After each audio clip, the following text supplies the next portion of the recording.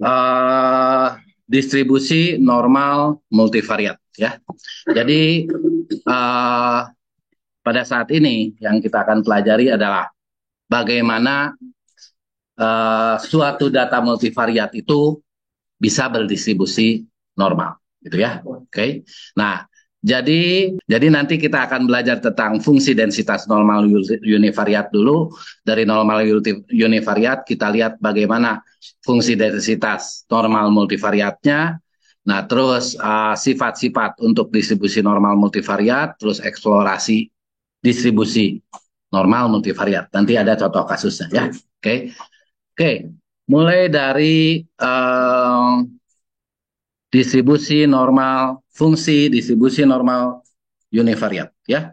Nah, jadi fungsi distribusi normal univariat ini mungkin saya harap kalian sudah tahu gitu ya di mata kuliah sebelumnya ya. Di StatMat udah ya pastilah itu mah ya. Pasti disampaikan bahwa fungsi distribusi normal univariat itu ya terdiri dari dua parameter yaitu mu dan sigma kuadrat. Oke. Dan fungsinya seperti ini. 1/sigma dikali dengan akar 2 pi gitu ya. Oke.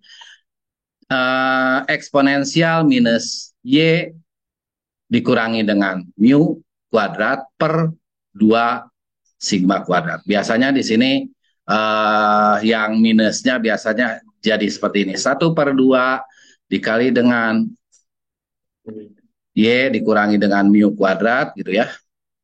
Dibagi dengan sigma kuadrat, biasanya seperti itu ya. Oke, ya sama aja lah ya, cuman penulisannya aja yang beda gitu ya.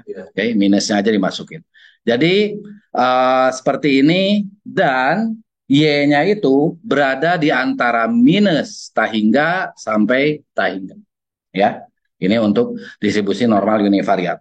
Plot dari fungsi ini akan menghasilkan kurva berbentuk lonceng seperti ini ya, dengan ciri-ciri sebagai berikut. Yang pertama itu adalah simetris terhadap rata-ratanya atau mu-nya. Biasanya mu-nya di sini.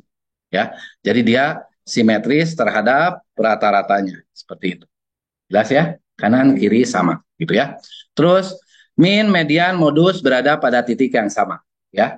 Rata-rata minnya, mediannya juga ada di sini ya. Karena dia itu simetris berarti mediannya ada di tengah-tengah. Modus itu lihat puncaknya ada di mana, puncaknya juga ada di tengah-tengah. Oke, jadi main median modus berada pada titik yang sama.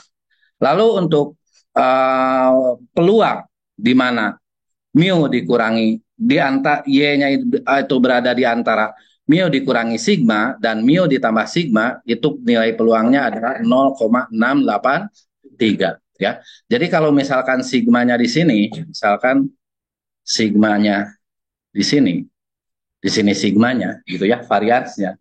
Jadi ada di antara minus varian dan nilai plus varian ya. Luas wilayah ini adalah 0,683 karena keseluruhan luas wilayah di bawah kurva itu 1 ya. Oke. Jadi kalau misalkan kita pada sigma, nilai sigmanya 1 adalah 0,683. Kalau sigmanya 2 mungkin di sebelah sini ya, ini sigma 1, ini sigma 2 ya, 2 sigma minus 2 sigma. Di sini adalah 2 sigma ya. Nah, luas wilayah dari sini ke sini ya, dari 2 sigma minus ke 2 sigma plus itu adalah 0,954 ya. Oke. Nah, itu sudah Anda pelajari di StatMat ya, di analisis data juga ya. Untuk nilai Z itu udah representasi, Z1 itu udah representasi dari variansnya 1 ya, atau sorry, standar deviasinya 1 ya, seperti itu ya. Oke. Ini Anda udah ketahui. Nah, selanjutnya bagaimana kalau dia itu normal multivariat? Ya, kalau tadi datanya hanya satu variabel kan, ya. Kalau multivariat di sana variatnya ada beberapa. Kita mempunyai beberapa variat, ya. Ingat, Bu Ana sudah menyampaikan bahwa yang disebut variat adalah variabel apa? Terus variabel acak? Bukan.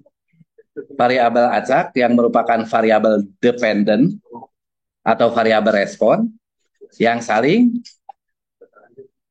berhubungan. Oke. Misalkan variabel acaknya itu adalah kadar kolesterol, kadar gula darah, sama kadar asam urat misalkan ya. Oke. Nah, itu tiga hal itu dipengaruhi oleh pola makan, pola tidur gitu kan? Ya. Pola olahraga. Jadi tiga hal itu adalah variabel dependent atau variabel respon, ya kan?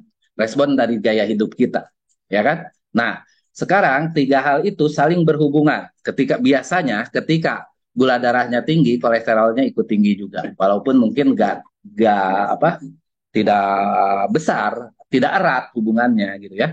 Tapi ada hubungannya. Maka tiga variabel ini kita bisa sebut dengan tiga data multivariat ya. Karena tiga variabel ini mempunyai sifat. Yang pertama itu adalah dia itu variabel dependent atau variabel respon. Ya, sorry, variabel acak dulu ya. Dia itu variabel acak, terus merupakan respon gitu ya, respon variabel, dan ketiganya saling berhubungan. Seperti itu ya. Untuk melihat apakah ini saling berhubungan atau tidak, gitu ya, pakai itu aja, pakai korelasi aja. Nanti dari korelasi kelihatan ya. Walaupun dia itu nilainya 0,2 atau 0,12 berarti ada hubungannya. Seperti itu ya. Dan jarang sekali begitu kita mengkorelasikan ada beberapa data, terus korelasinya itu nol sempurna, jarang sekali gitu ya. Jadi ya memungkinkan untuk menggunakan analisis multivariat. Seperti itu ya. Oke ya. Kembali lagi. Jadi di sini ya fungsi densitas normal multivariat adalah generalisasi dari fungsi densitas normal univariat. Oke, dengan P-nya atau variabelnya itu dua atau lebih. Oke, jadi bivariat itu masuk multivariat juga. Ya, oke. Jadi di sini biasanya variabel acak itu nanti dalam analisis multivariat bisa dipandang sebagai dimensi, ya. Bisa dipandang sebagai dimensi. Jadi kalau misalkan ada dua, nanti dipandangnya dalam dua dimensi. Toh selama ini juga seperti itu ya. Kalau misalkan kita punya data tinggi badan dan berat badan, jadi kita plot seperti ini kan, ini tinggi badan, ini berat badan, nanti sebarannya seperti apa, misalkan seperti itu ya. Oke, berarti uh, kita bisa buat sebaran seperti itu. Nah, berarti di sini eh koordinat, sorry, aksis bahasa Indonesianya apa, sumbu ya, sumbu pertamanya itu adalah tinggi badan ya. Tinggi badan itu ya representasikan dimensi pertama ya. Kalau misalkan kita buat bentuk dua dimensi seperti ini ya bentuknya jadi plate ya. Kalau tiga dimensi jadi ruang ya, berarti itu dari tiga variabel ya, seperti itu. Nah, jadi variabel acak ini, banyaknya variabel acak ini biasanya merepresentasikan dimensi dalam analisis multivariat ya. Fungsi densitas bersama untuk P variabel acak yang menyebar normal dan saling bebas, ini saling bebas ya. Kalau saling bebas, apakah Anda kayaknya pernah di PTP, pernah ngambil PTP? Pernah. Jadi kalau misalkan ada peluang X sama dengan X kecil bersama Y sama dengan Y kecil, peluang bersama ya, itu kalau dia saling bebas maka sama dengan perkalian dari peluang marginalnya ya. Peluang marginal good, jadi PX di sini sama dengan X kecil kali dengan PY sama dengan Y kecil gitu ya. Seperti ini. Karena perkalian ya, di sini saling bebas dulu. Jadi kita mempunyai fungsi seperti apa? Fungsi seperti ini, tapi nanti sebanyak P kali kan, ya. Sebanyak P kali, akibatnya apa? Akibatnya nanti sigmanya juga ada sebanyak P kali, gitu kan? Ya kan? Ya. Nah, terus sigmanya yang variabel pertama berarti sigma 1 gitu ya, variabel kedua sigma 2 dan seterusnya. Nah, terus akar 2pi-nya juga nanti sebanyak P kali, jadi di sini pakai pangkat, ya kan? Kalau angka 1 ini ya P kali juga tetap aja 1 ya. Oke. Nah, terus di sini eksponensial, ingat kalau eksponensial ya, eksponensial eksponensial pangkat 2 dikali dengan eksponensial pangkat 3 itu sama dengan eksponensial 2 tambah 3 gitu kan? Ya. Jadinya jumlah kan? Maka di sini pun kita jadi jumlah. Oke? Jumlah untuk setiap nilai datanya untuk YI gitu kan. Y pertama dikurangi dengan rata-rata pertama dibagi dengan standar deviasi pertama dikuadratkan gitu kan. Nanti dijumlahkan lagi gitu kan. Nah, jadi bentuk kalau saling bebas bentuknya seperti itu ya. Oke. Nah, sekarang bentuk ini kita lihat bentuk ini ya, bentuk yang disigmakan ini ya. YI dikurangi dengan mu I dibagi dengan sigma I kuadrat itu akan sama dengan seperti ini. YI dikurangi dengan mu I dikali dengan inverse karena dia itu ada di bawah ya. Oke. Jadi kita pakai inverse dikali dengan YI dikurangi mu I. Yalah, ini sama ini kuadrat dan ini inverse-nya gitu ya. Oke. Nah, ini bentuk ini dari eksponen fungsi distribusi normal mengukur jarak kuadrat dari YI ke mu I dalam unit simpangan baku sigma. Oke, jelas? Oke, nah selanjutnya bentuk ini kita generalisasi nih, ya. Si YI-nya itu yang asalnya dia itu skalar atau satu nilai, ya, karena dia itu apa banyak gitu ya, karena P-nya karena nilainya itu ada sebanyak P dalam multivariat gitu ya. Oke. Jadi YI-nya itu akan berbentuk vektor. Jelas? Ya. Jadi si YI ini emang untuk setiap individu ya, untuk setiap individu berarti nanti si A nanti tekanan darah kolesterolnya berapa, gula darahnya berapa, asam uratnya berapa gitu kan. Jadi ada 3 nilai kan. Kalau ada 3 nilai bentuknya vektor. Oke. Kalau Anda main-main di univariat cuma satu nilai, ya kan? Bentuknya skalar. Tetapi kalau misalkan di multivariat karena ada sebanyak P, jadi bentuknya vektor Y. Oke, jadi Y berbentuk vektor dari pengamatan variabel acak, sehingga rata-ratanya pun nanti akan berbentuk vektor kan? Ya, rata-ratanya ada rata-rata untuk kadar kolesterol gitu kan? Berapa ada rata-rata untuk gula darah, berapa ada rata-rata untuk asam urat berapa gitu ya. Jadi ada 3 nilainya kan, maka rata-ratanya pun berbentuk vektor dan di sini variansnya, variansnya ya. Kalau misalkan dia itu tidak berhubungan, maka korelasinya sama dengan tadi nol. Kalau Anda pernah dengar yang namanya kovarian? Oke, nah berarti variansnya mungkin aja nggak nol ya, varian 11, varian 12 dan seterusnya, sorry 22 ya, sampai dengan varian PP gitu ya. Oke, nah di sini ada kovarian ya, kovarian 12 di sini sama aja nanti nilainya dengan kovarian 21. Untuk kovarian ini kalau misalkan dia korelasinya nol, maka kovariannya akan sama dengan nol.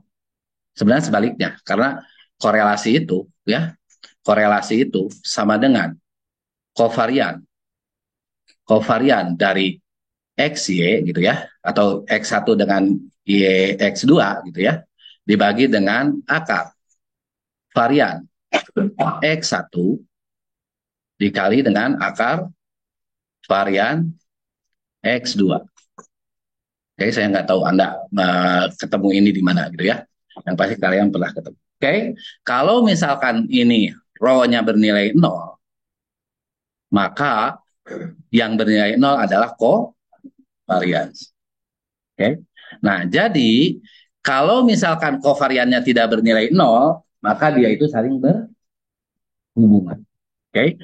Untuk menyatakan dia saling berhubungan, maka di sini variansnya untuk tadi kan kalau ini kan masih saling bebas ya.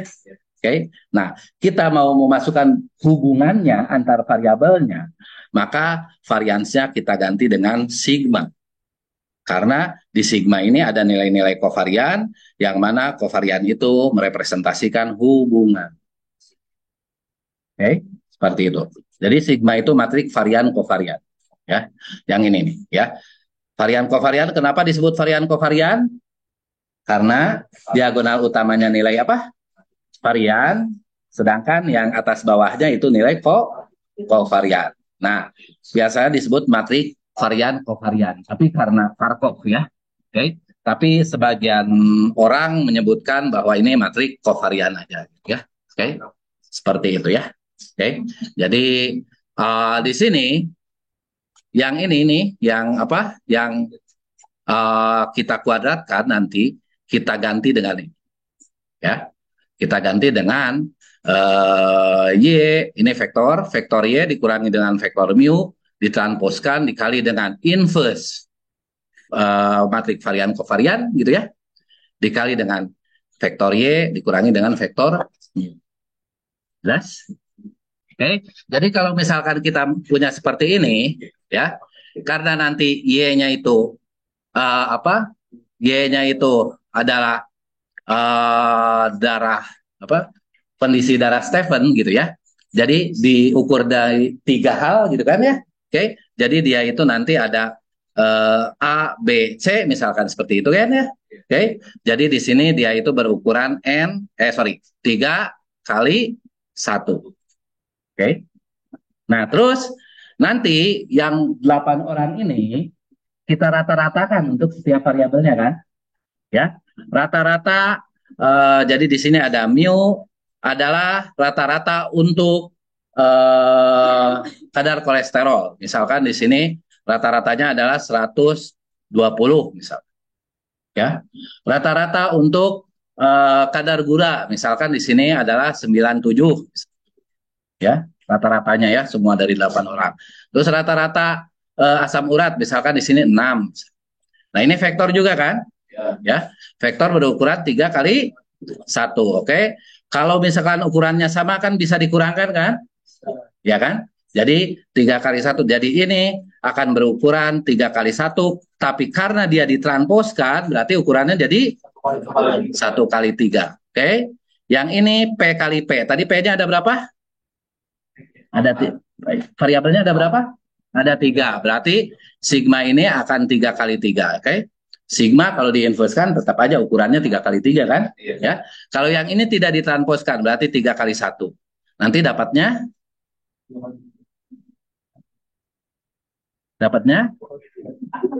Hah? Bingung. Ini hilang, dapatnya 1 kali 1 skala. Oke, jadi 1 kali 1. Jadi nanti kita punya untuk nilai ininya adalah berbentuk skala. Oke. Nah, jadi nanti kalau misalkan di sininya berbentuk skalar, 1 kali 1 gitu kan? Ya, oke. Dikali setengah ya, skalar juga nanti kita bisa hitung eksponensialnya, benar nggak? Iya. Nah, kalau misalkan vektor mas susah. Ya, oke. Jadi nanti skalar. Nah, yang ini tadi variansnya ya, kita gunakan varian determinan dari varian. Oke. Mungkin kemarin sudah disampaikan sama Bu Ana atau belum ya. Determinan dari varian kita sebut dengan generalized varian. Oke. Jadi varian keseluruhan. Ya, itu adalah determinan dari varian. Jadi ini yang representasi dari varian, kita hitung determinannya, nanti dikuadratkan dan ini yang tadi ya.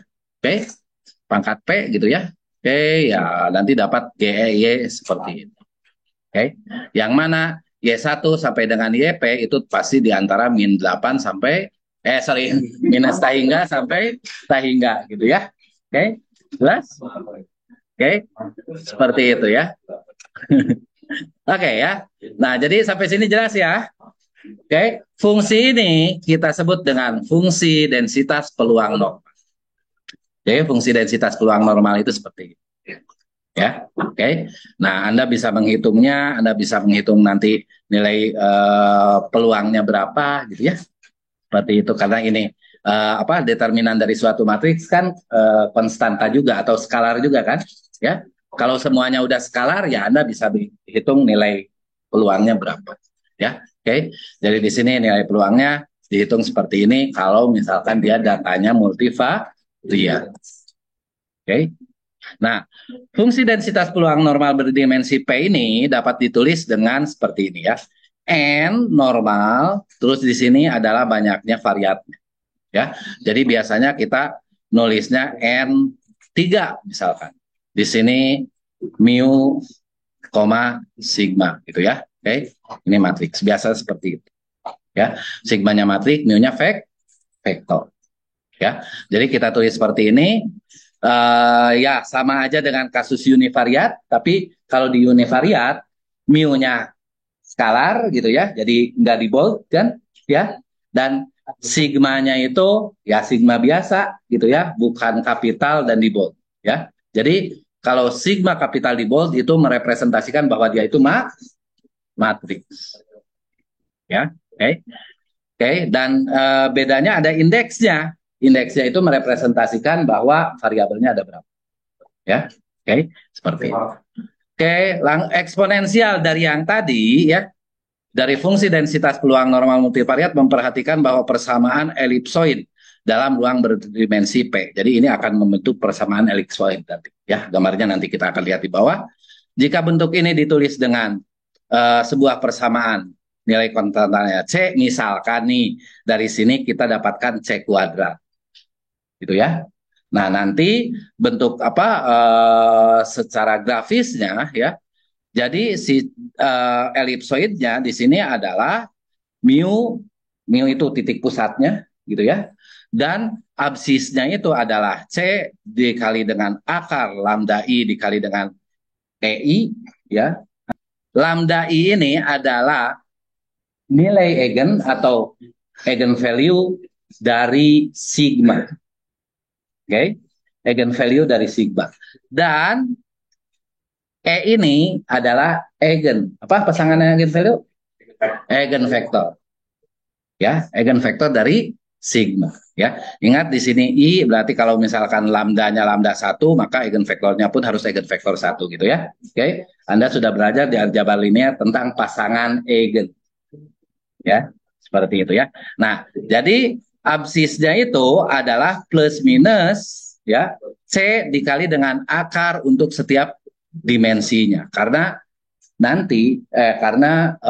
untuk setiap lambda atau nilai eigen itu merepresentasikan dimensi. Oke. Okay? Nah, nilai eigen merepresentasikan dimensi kita akan bahas lebih lanjut di analisis komponen utama. Itu nanti setelah UTS ya, bagian saya. Oke. Okay? Nah, nanti kita akan lihat. Intinya kalau kita punya ini dua ya, bivariat ya. Kalau kita punya X1-nya berdistribusi normal dan X2-nya berdistribusi normal, ya kan? Dengan varian X1 dan varian X2 sama, maka bentuknya akan seperti ini. Oke. Okay? Kalau misalkan kita potong nih di sini, ya, kita potong di sini, maka kalau dilihat dari atas akan bentuknya seperti ini. Oke. Okay? Nah, ini dari titik ini ke sini, ini representasi varian. Oke, okay? Tadi kan saya menyampaikan bahwa representasi varian untuk apa? Satu sigma 1 adalah, nah yang ini kan, oke, okay? Dari sini ke sini, ini berapa luasannya, gitu kan? Ya, oke. Okay? Nah, jadi kalau misalkan dalam bivariat ini, kalau dalam 3 atau 4 kita nggak bisa menggambarkannya, hanya bisa membayangkannya, tapi nggak bisa ngebayanginnya juga kan. Kalau tiga nanti larinya harus 4 dimensi. 4 dimensi gimana gambarinnya? Ya kan? Berarti yang 2 aja supaya kebayang ya. Tapi apa konsepnya sama kok. Ya, konsepnya sama kok untuk 3, untuk 4 gitu ya. Oke. Okay? Nah, jadi di sini ini merepresentasikan sigma 1. Oke, okay? Sigma 1 sigma, sorry ya. Dan kalau misalkan 2 sigma, maka kita dari sini ke sini. Ini 2 sigma ya. 2 sigma mungkin ya motongnya bukan di atas, tapi kalau untuk 2 sigma motongnya agak bawah. Jelas ya? Ngerti maksudnya kan? Ya. Nah, tapi kalau misalkan bentuknya seperti ini, bentuknya seperti di atas ini, apakah ketika X satunya naik, X 2-nya juga naik? Enggak, ya kan? Ketika X2 naik, turun, apakah X satunya juga turun atau naik? Enggak. Jadi, kalau bentuknya seperti ini, antara X1 dan X2 tidak berasosiasi atau tidak berhubungan. Kalau tidak berhubungan, maka data ini bukan data multi, ya, karena saling bebas antara X1 dan X2. Oke, nah, mungkin juga kan kalau misalkan variansnya berbeda, apa? Misalkan X1 itu variannya lebih kecil daripada X2. Nanti bentuk kalau kita potongnya gitu ya. Nah, akan seperti ini. Akan seperti ini. Bentuknya elips seperti ini. Oke. Nah, gitu. Ini X1, ini X2. Oke. Ini titiknya. Oke. Kalau bentuk elipsa seperti ini, apakah X1 dan X2 saling berhubungan? Tidak juga. Karena ini tegak gini kan. Ketika X2 naik, X1 mah tetap aja segitu. Benar nggak? Oke. Jadi dia bukan data multivariat. Oke. Pak, kalau misalkan kita punya 3 atau 4 variabel, 2, 3 atau 4 variabel, terus bentuknya seperti ini, analisisnya apa? Ya analisis univariat aja satu-satu. Ya. Jadi beda, pisahkan X1, Y1, Y1, Y2, Y2 gitu ya. Oke. Jadi nggak tidak dianalisis secara simultan, gitu ya. Karena saling bebas, gitu ya. Oke. Nah, satu lagi yang saling bebas itu kalau misalkan bentuknya seperti ini, ya, lonjong seni. Jadi ketika X1-nya naik, X2-nya tetap aja, gitu kan? Ya, oke. Maka kalau misalkan bentuk konturnya seperti ini atau seperti ini, sebenarnya dia bukan data multivariat, walaupun Y-nya banyak, gitu ya. Makanya dalam multivariat ada keterangan lain yang menyatakan bahwa dia itu harus saling berhubungan. Jelas ya? Oke. Nah, yang saling berhubungan adalah yang seperti ini. Ketika X1-nya naik, X2 pun ikut naik. Oke. Yang seperti ini atau seperti inilah. Ya, atau seperti ini. Oke, seperti itulah ya. Jadi dia ketika X1-nya naik, X2-nya turun ya. Berarti itu ada hubungannya kan? Ya. Maka kalau misalkan bentuk konturnya seperti ini atau seperti ini, itu adalah data multivariat. Ya, oke. Jadi data multivariat itu kalau misalkan seperti ini, oh berarti variansnya harus berbeda varian satu dengan varian lain. Oke. Supaya dia itu gak berbentuk lingkaran seperti ini. Tapi dalam analisis data biasanya berbeda-beda ya. Justru yang variansnya sempurna kita harus patut dicurigai gitu ya. Sama banget gitu, nggak ada. Sama banget gitu ya. Oke, namanya juga variabel acak ya. Oke, kalau antar variabel acak ya ya hampir 99,9% bahwa varian yang satu dengan varian yang kedua itu akan berbeda. Oke, walaupun bedanya mungkin 0,0001, tapi beda, ya kan? Seperti itu ya. Oke, jadi varians berbeda itu tidak terlalu diperhatikan.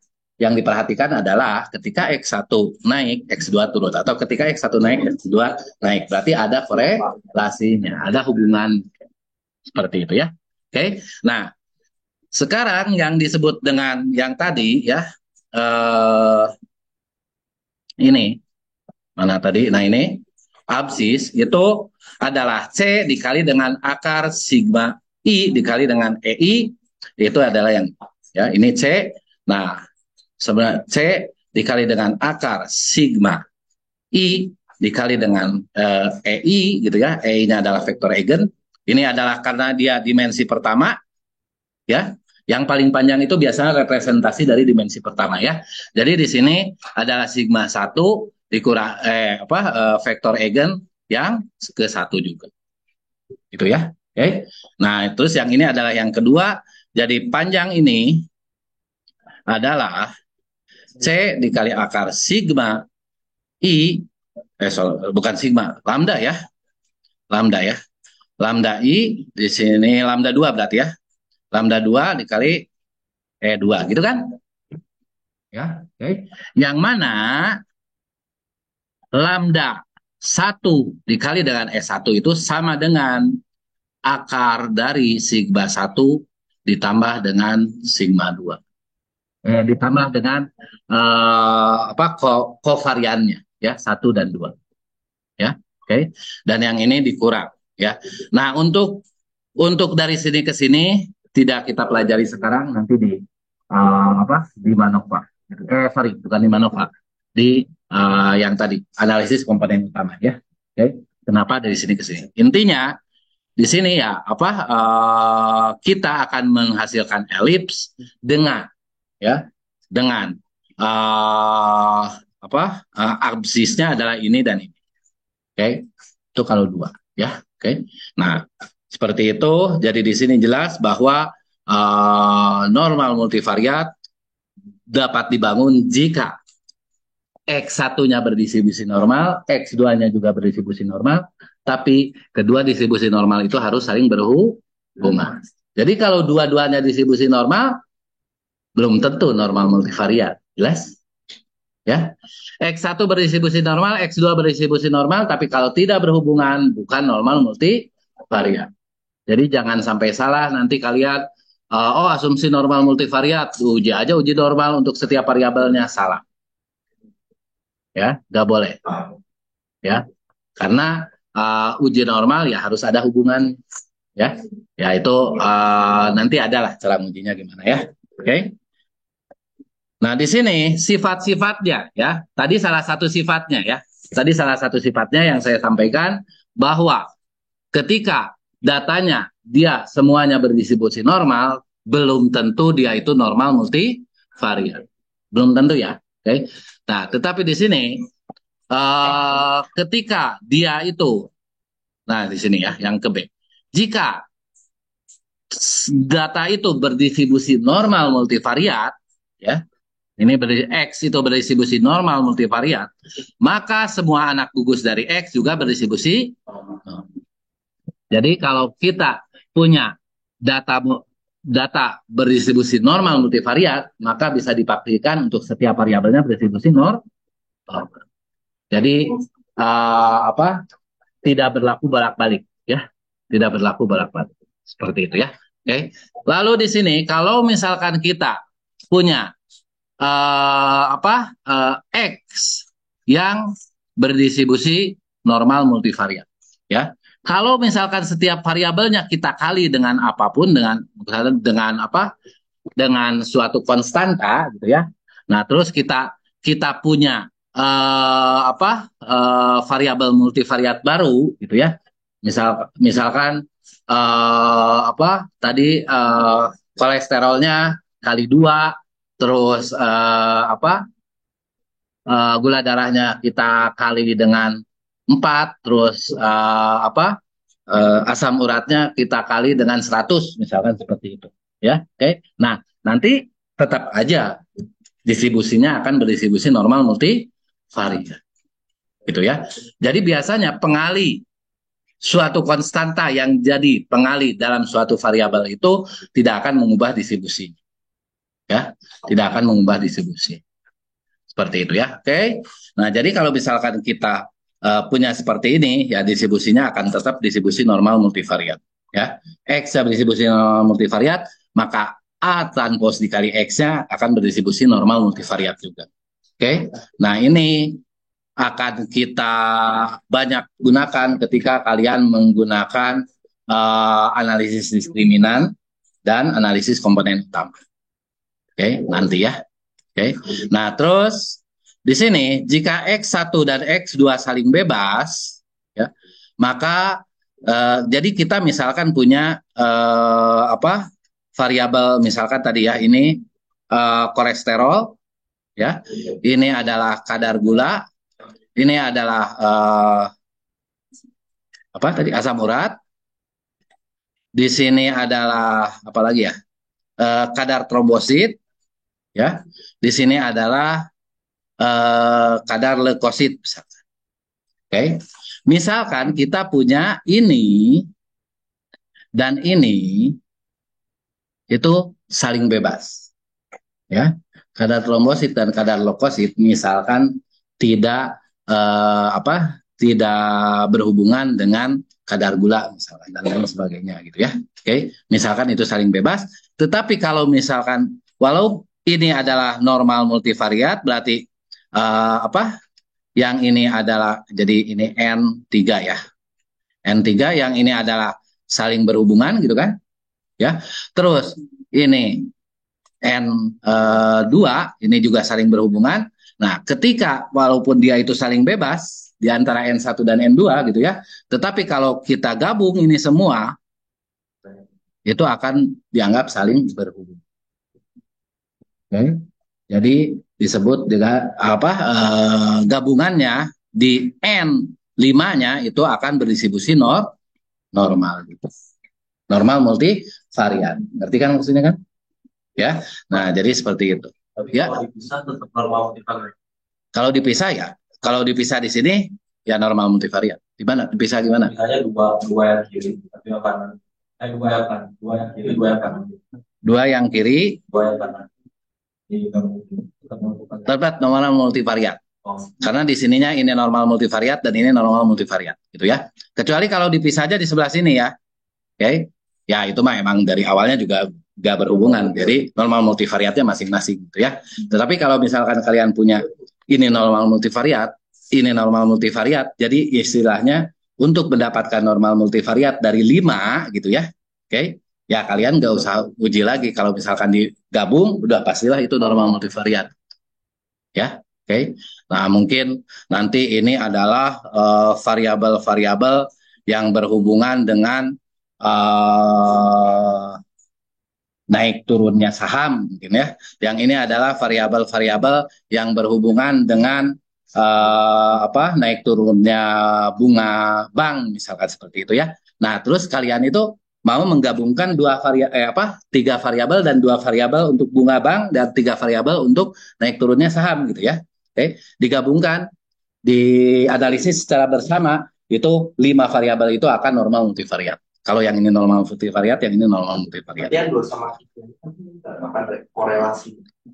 Jadi korelasinya dia ya 2 sama 3 ini ya tidak berkorelasi, tapi dia kalau ada sebagian yang berkorelasi, normal multivariatnya masih jalan.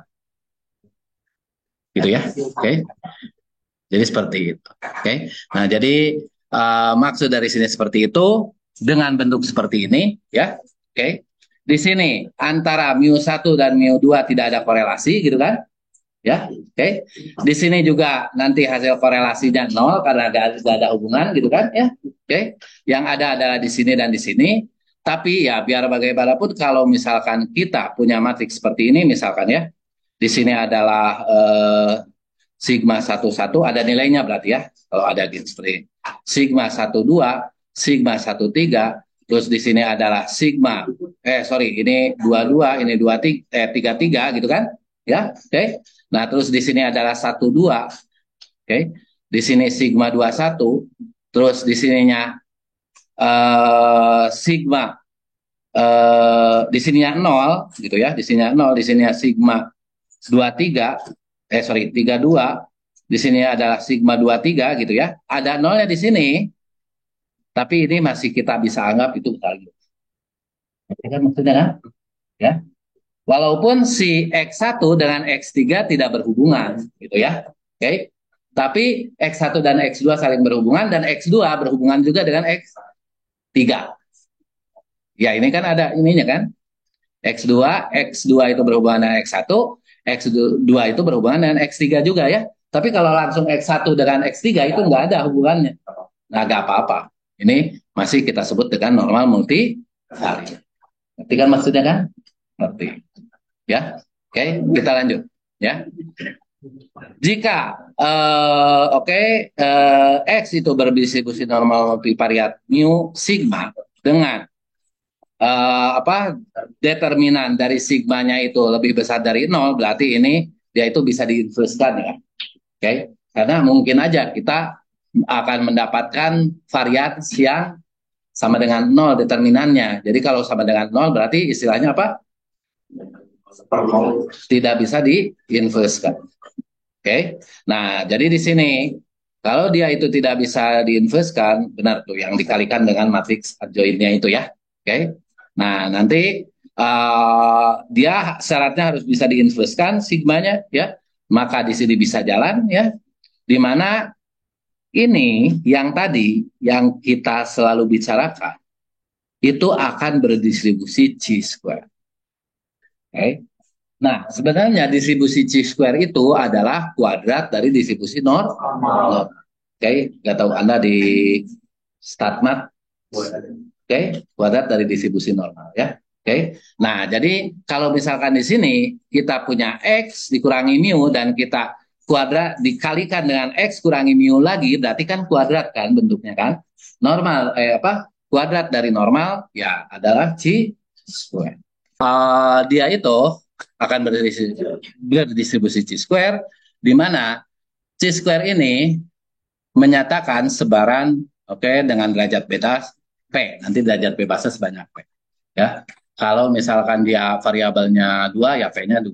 Kalau variabelnya 5 tadi P-nya 5 ya. Oke. Nah, terus untuk selang kepercayaannya ya itu kita tentukan berdasarkan alfanya, kita mau berapa ya. Alfanya itu bisa 0,05 biasa ya, bisa 0,01 ya, tapi sebenarnya saya lebih suka dihitung p value-nya ya. Sekarang bagaimana kita tadi chi square katanya ya. Jadi nanti kita akan gunakan pendekatan chi square ya untuk melihat bahwa dia itu berdistribusi normal atau tidak, normal multivariat atau tidak ya. Oke. Nah, jadi kita bagaimana cara mengeksplorasi bahwa data yang kita punya itu berdistribusi multivariat atau tidak, gitu kan? Ya. Nah, sekarang evaluasi apakah data yang dimiliki itu berdistribusi multivariat dapat ditelusuri secara eksplorasi ya.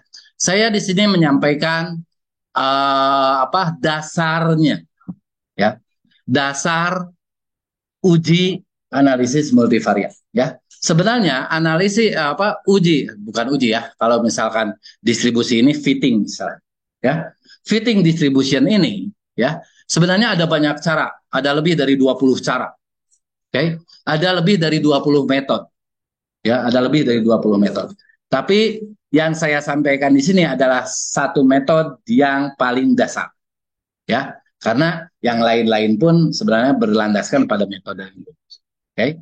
Nah, jadi seperti halnya kasus univariat, penelusuran sebaran normal multivariat dapat juga ini normal multivariat dapat juga memanfaatkan plot kuantil-kuantil. Oke, Anda pernah dengar plot kuantil-kuantil? Belum? Oke lah ya. Di sini nanti ada istilahnya plot kuantil-kuantil adalah dari nilai datanya ya, nanti kita plot dengan nilai distribusinya. Semuanya juga gitu kok kalau fit distribution itu ya. Oke. Jadi kalau misalkan kita punya nilai datanya, di sini adalah nilai datanya, XI-nya, di sini adalah FX-nya, nilai distribusinya ya. Oke.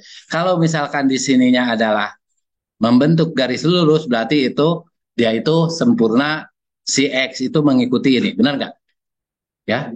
Nah, jadi sekarang apakah ini adalah plot kuantil-kuantil? Berarti kan maksudnya kan? Oke. Nah, jadi di sini juga kita akan gunakan hal seperti ini, yang mana ini adalah distributionnya, kita akan fit ya. Kalau misalkan dia itu fit, apa fit itu bahasa Indonesianya udah bahasa Indonesia cocok ya. Kalau dia itu cocok ya atau fit. Nah, jadi di sini si X1-nya setiap XI-nya itu di sini kalau misalkan XI1 di sini di fungsinya juga untuk XI1 dia akan menghasilkan nilai yang sama kan? Ya, oke. Jadi kalau dia fit dia akan membentuk ini 100% fit ya, akan membentuk garis sempurna. Oke, bahwa ini nilai di sini sama dengan nilai di sini. Jelas? Ya, oke. Nah, jadi kita akan fitting ya berdasarkan konsep seperti ini. Ya, kita akan bandingkan nanti nilai ini DI kuadrat, nilai ini, katakan nilai ini berdistribusi C square, ya kan? Kita akan bandingkan nilai ini dengan fungsi dari C square. Kalau dia membentuk garis atau setidaknya dia itu ya apa agak uh, ya kelihatan linier naik lah tuh ya seperti itu, maka dia itu fit distribusinya. Jadi antara si nilai xi dengan fi itu relatif sama gitu ya. Oke. Nah, jadi kita hitung dulu xi dikurangi dengan mu t dikali dengan sigma inverse xi dikurangi dengan mu, nanti kita dapatkan di kuadrat. Oke. Nah, ini. Nah, terus beri peringkat untuk setiap DI kuadrat, nanti ada contohnya ya. Oke. Nanti ada DI kuadrat yang tinggi, ada nilai DI kuadrat yang rendah kan? Ya. Yang rendah, yang paling rendah kita beri peringkat 1, ya apa ya? Ascending. Ya, ascending ya. Tahu kan? Berurut, urutkan dari yang kecil sampai ke yang besar, gitulah. Ya. Oke. Nah, jadi lalu di sini cari nilai Q kuadrat untuk setiap ini ya. Jadi ini K itu urutannya. Urutan pertama, kedua atau keberapa gitu ya. Oke. Kita cari K dikurangi dengan setengah dibagi dengan N. Nah, nanti kita dapatkan PK-nya nilai ini ya. Nah, nanti dari nilai ini kita cari C square ya. Terus kita bandingkan buat plot antara DI dengan nilai C square tadi. Ya, di sini jika plot tersebut membentuk garis lurus, maka data tersebut berdistribusi normal multivariat. Ceritanya gitu. Oke, ini dasarnya, ini filosofi, ya.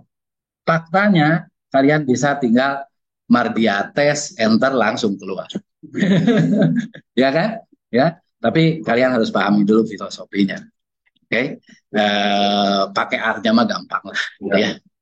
Oke, nah contoh kasusnya ini, kita punya 16 observasi, ya, 16 observasi. Di sini dari 16 observasi kita punya X1, X2, X3 dan X4, berarti P-nya ada 4. Ya. Nah, terus pertama hitung dulu DI kuadrat. Nah, kita punya data X1, X2, X4 seperti ini. Ya, oke. Ini datanya dari yang ini ya. Datanya dari yang ini. Nah, yang ini. Sama dengan ini. Oke. Nah, terus di sini dari ini R-nya ada 16, ini juga R-nya ada 16. Respondennya maksudnya. Oke. Nah, dari sini kita kita harus ngitung dulu XI dikurangi mu. Benar nggak? Ya. Jadi di sini si variabelnya kita kurangi dengan mu itu apa? Rata-ratanya. Oke. Nah, jadi di sini kita ini variabelnya. Ini variabel, kita hitung dulu rata-ratanya. Ini rata-ratanya. Oke. Nah, terus di sini ini adalah 1,29 dikurangi dengan 1,005 dapat 0,235. Oke. Nah, terus yang ini 0,98 dikurangi dengan ini dapat ini. Ya. Oke. Nah, terus dan seterusnya ini adalah setiap X-nya dikurangi dengan rata-ratanya. Kita dapat seperti ini. Oke. Nah, terus sekarang kita juga harus ngitung variansnya di sini. Inverse dari variansnya, ya. Kalau misalkan kita lihat di sini, ini, nah itu adalah perkalian antara ini, ya, perkalian antara ini dengan variansnya saya hitung di sini. Ini adalah variansnya, lihat. Covariance ini kelihatan kan ya, walaupun kecil ya. Oke. Ini adalah nilai-nilai variannya. Nah, terus kita hitung inverse-nya. Oke. Nah, nanti setiap vektor ini kan vektornya ke kanan nih. Ya kan? Ya, dikali dengan inverse dari covarian. Dapat yang ini. Oke, dapat ya. Nah, selanjutnya Setelah si vektornya kita kalikan dengan inverse kovariannya, kita kalikan lagi dengan vektornya itu kan, tapi nggak di inverse. Jadi di sini ini adalah ini yang udah dikalikan dengan variansnya dikali dengan yang ini. Tapi di sini ada tulisan transpose. Jadi transpose dari ya kan? Ya, dari transpose. Jadi yang asalnya dia itu 1 kali 4 ditransposkan jadi 4 kali 1. Karena ini udah transpose ya, ditranspos balik aja. Oke, kita dapatkan D-nya seperti ini. Oke, nah kita dapatkan D untuk 1, saya tarik ke sini. Jadi kita dapatkan D masing-masing. Ya, oke.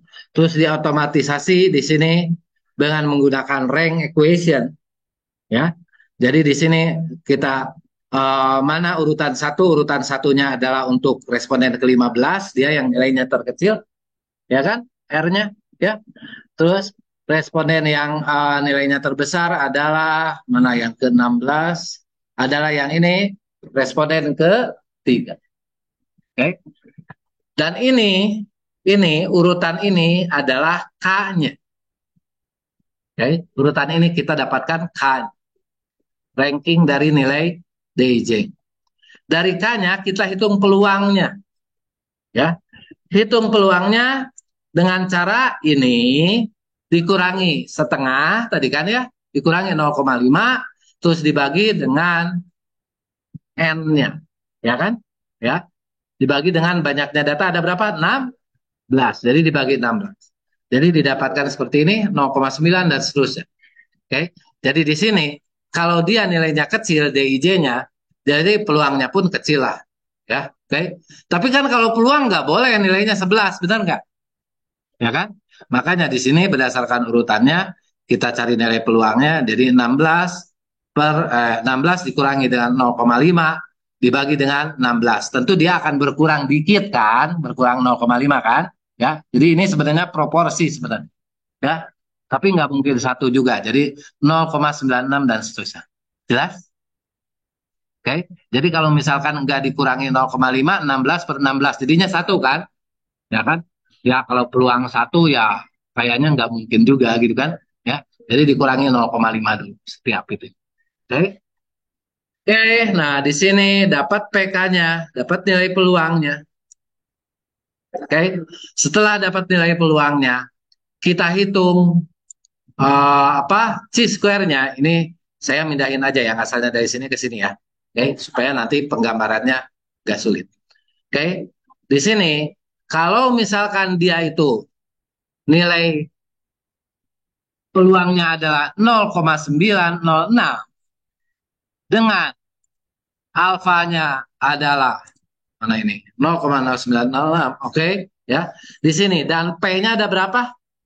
Jadi alfanya enggak alfa. Ini justru yang kita ketahui adalah nilai peluangnya. Oke. Kalau nilai peluangnya adalah 0,906 dan derajat bebasnya tadi sebesar P. Jadi derajat bebasnya berapa? P, P. P-nya ada berapa di sini? 4. Jadi derajat bebasnya 4. Jadi di sini kita cari C-square dari data ini ya kan? Ya. Oke. Nah, terus di sininya untuk 4 ya, 4 derajat bebas itu nilai C-square-nya adalah 7,9. Dan seterusnya bahkan ini nilai C-square-nya adalah 0,5 untuk untuk nilai peluang 0,03125. Oke. Nah, setelah kita dapatkan C-square-nya, kita plot antara DI sama C-square ini kan, ya.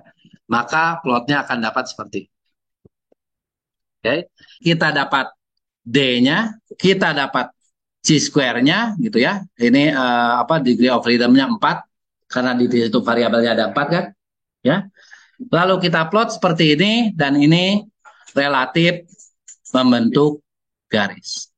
Jadi kalau relatif membentuk garis dia itu distribusi normal multivariat. Tapi ini baru secara itu aja, baru secara visual. Oke? Kan kita ingin objektif nih.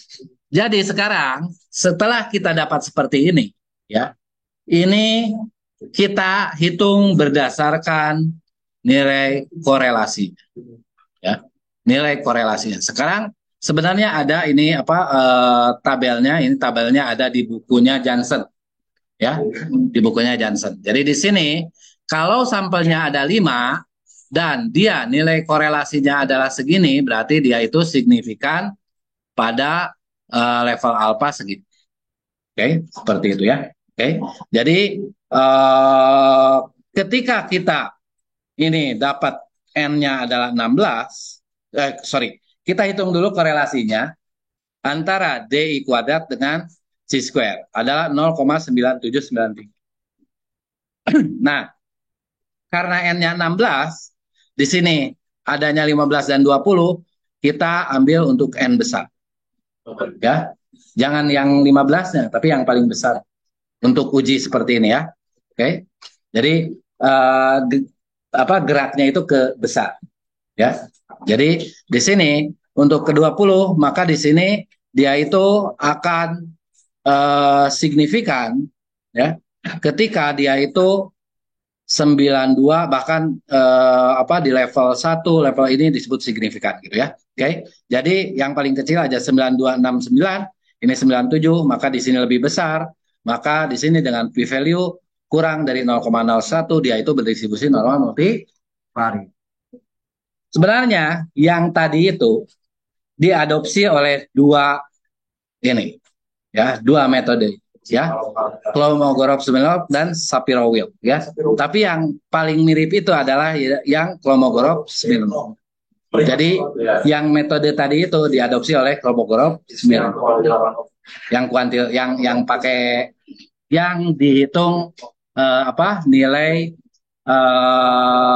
korelasinya, koefisien korelasinya terus dibandingkan dengan kalau N-nya segini segini gitu ya. Oke. Nah, itu diadopsi oleh Kolmogorov-Smirnov ya. Oke. Sebenarnya metode uji normal multivariat itu ada yang lainnya seperti yang saya katakan tadi lebih dari 20 ya. Oke. Jadi kalau Kolmogorov-Smirnov mirip-mirip yang tadi, cuman dia itu nggak pakai tabel, tadi kan pakai tabel ya, tapi dia itu ada nilai Kolmogorov-Smirnovnya berapa gitu ya. Oke. Tapi pakai tabel Kolmogorov-Smirnov gitu ya. Oke. Ada Shapiro-Wilk ya. Oke. Dan yang recommended, yang paling recommended di antara berbagai uji distribusi normal multivariat adalah yang ini, uji Mardia. Ya, uji Mardia kalau misalkan kita mau pahami algoritma emang lebih sulit ya. Ya. Nah, tapi ya ini lebih baik karena dia itu mempertimbangkan skewness-nya dan kurtosis ya. Jadi karena kalau misalkan normal itu kan nggak boleh leptikurtik, pernah dengar atau platikurtik. Kalau misalkan distribusinya seperti ini ya, ininya tinggi, itu adalah leptikurtik. Apakah ini distribusinya normal kalau tinggi seperti ini? Tajam? Normal bukan? Ya, walaupun dia simetris. Ini gambarnya agak petot, gak apa-apa lah. Tapi ngerti kan? Ya, dia itu panjang gitu ke atas. Itu leptikurtik. Kalau misalkan seperti ini nih, apakah dia distribusi normal? Hah? Simetris juga, simetris juga. Tapi apakah dia distribusi normal? Jadi, nah benar bukan bell shape. Ya, jadi ini mah piring shape gitu ya. Oke, nah jadi yang ini disebut dengan leptokurtik karena dia terlalu tinggi, ya kan terlalu tajam. Yang di sini ini flat berarti disebut platikurtik. Oke. Nah, jadi ini kurtik berarti hubungannya dengan kurtosis. Jadi sama Mardia itu kalau misalkan terlalu rendah dia itu nggak normal. Terlalu tinggi pun nggak normal. Nah, jadi keunggulan Mardia itu dia itu kalau skewness berarti kemiringan kan. Kalau itu mah kemiringan mah udah jelas lah ya. Oke, dia simetris atau tidak kan? Oke, yang ini juga memperhitungkan kemiringan, tapi di Mardia ini memperhitungkan kurtosis. Oke, makanya yang recommended kalau misalkan mau uji bar, ya. Tapi kadangkala gitu ya, kalau mahasiswa menulis skripsi gitu ya, uh, karena suatu metode itu mengasumsikan harus berdistribusi normal multivariat, jadi di antara 20 dia pilih mana yang menyatakan normal. Ngerti kan? Ya. Nah, terus misalkan kalau kelompok Gorob gak normal. Kalau misalkan Mardia gak normal. Metode yang tadi ya pakai korelasi juga nggak normal. Tapi Sapir-Whorf normal walaupun beda tipis ya. Nilai nanti 0,06 misalkan. Seperti itu kan normal itu kan harus lebih dari 0,05 ya, disebut normal ya. Oke. 0,06 di Sapir-Whorfnya biasanya dia suka maksa. Ya udah dengan menggunakan Sapir-Whorf dia berdistribusi normal ya. Hal itu sangat riskan ya. Jadi jangan jangan jangan kalau menurut saya kalau misalkan p value-nya ya, p value-nya kurang dari 0,7, karena kalau di fit distribution itu lebih gede p value-nya itu menyatakan normal ya. Oke. Karena normal itu kenapa normal? Nah, jadi gini ya. Satu lagi bonus nih ya. Ketika fitting distribution ya, hipotesisnya adalah fungsi dari data fungsi dari data itu sama dengan fungsi dari persamaan matematis. Ya, ini representasi fungsi dari data, ini representasi fungsi dari persamaan matematis. Kalau H1-nya tentu dia itu tidak sama dengan Fx, tidak sama dengan Sx. Jangan Sx ya. Kalau S di aktuaria dipakai untuk survival. Apa? Ya, F topi aja ya. F tilde ya. Nah, gitu ya. Oke. Jangan S ya. Nah, jadi kalau dia itu fungsi dari datanya sama dengan fungsi matematisnya, maka dia itu berdistribusi ya sesuai dengan fungsi itu kan, ya. Berarti di sini dia itu berdistribusi normal atau berdistribusi apa gitu ya. Yang dikehendaki adalah yang atasnya kan, yang sama dengan bukan yang ininya kan, ya kan. Jadi dia itu akan berdistribusi normal kalau misalkan H0-nya diterima, bukan H0-nya ditolak kalau dalam fitting itu ya. Kalau misalkan kita punya p value-nya adalah 0,03 dengan alfa 0,05 maka H0-nya di 0,05 berarti ditolak. Ya, karena dia lebih kecil daripada 0,05 kan? Ya. Jadi itu dia itu tidak berdistribusi normal gitu ya. Oke. Tapi kalau misalkan dia itu lebih dari 0,05 nilai p value-nya berarti dia berdistribusi normal. Ya. Nah, jangan maksa karena p value-nya 0,03, saya pakai alfanya 0,01. Pas giliran apa? Butuh dia distribusi aja pakai alfa 0,01. Pas nguji yang lain 0,05. Ya. Jangan maksa gitu ya. Oke. Jadi ya supaya aman, supaya nanti tidak tidak mislead ya dalam pengambilan kesimpulannya atau keputusannya. Ya, untuk distribusi ini, untuk uji distribusi atau fitting distribution ini, saya anjurkan kalau nilai p value-nya lebih dari 0,7. Ya, oke. Okay? Kalau kurang dari 0,7 resiko Anda tanggung sendiri. Ya, seperti itu ya. Oke. Okay? Jadi saya enaknya ya kalau misalkan dia itu kurang dari 0,7 ya Pak, cari fit dengan distribusi yang lainnya, jangan maksa di normal. Ya, oke. Okay? Seperti itu ya. Ya isi fit itu buat fitting ya. Di isi fit nanti kan dapat value-nya berapa untuk normal, untuk Untuk Weibull, p-value-nya berapa? Oh, ini berada distribusinya ini. Oke, cukup sampai sini ya.